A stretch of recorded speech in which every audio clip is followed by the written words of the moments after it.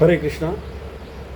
एकदा श्रील प्रभुपाद अमेरिकेमधील एका बीचवर त्यांच्या शिष्यांसमवेत सकाळी सकाळी वॉकिंग करण्यासाठी निघतात. अतिशय सुंदर वातावरण असतं.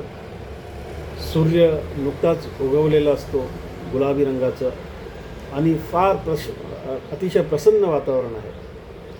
तर ते बघत एक शिष्य म्हणतो की किती सुंदर वातावरण आहे, किती सुंदर निसर्ग आहे, किती सुंदर चित्र आहे.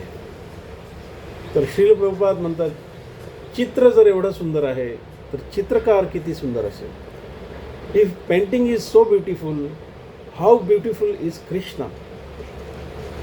तर बरेच व्यक्ती म्हणतात की हे संपूर्ण प्रकृती जी आहे ती ऑटोमॅटिक बाय चान्स निर्माण झालेली आहे.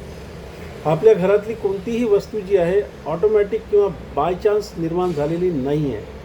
ती कोणी ना कोणीतरी बनवलेली आहे. प्रत्येक वस्तू बघा, तुम्ही लॅपटॉप बघा, फर्निचर बघा, कोणी ना कोणी तिला बनवलेलं आहे. त्याचप्रमाणे ही जी प्रकृती जी आहे आपण बघतो ती देखील कोणीतरी बनवलेली आहे. म्हणून आपल्याला शास्त्राचा, भगवद्गीतेचा, भागवतमचा आधार घेतला पाहिजे.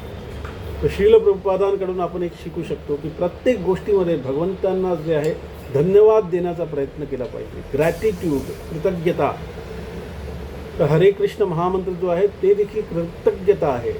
भगवान रामचंद्र, भगवान श्रीकृष्ण, बलरामजी यांच्याप्रती कृतज्ञता राधाराणींच्या मार्फत आपण व्यक्त करतो आहोत. जेव्हा ही कृतज्ञता महामंत्राच्या माध्यमाने आपण दररोज नियमितपणे एकमेकांच्या सहाय्याने करू, महामंत्राच्या सहाय्याने, महामंत्राच्या दृष्टिकोनातून, तेव्हा ही जी बघण्याची दृष्टी आहे प्रत्येक गोष्टीमध्ये, प्रत्येक चित्रामध्ये, प्रत्येक व्यक्तीमध्ये भगवंतांना बघण्याची ती कला आपण प्राप्त करू शकतो.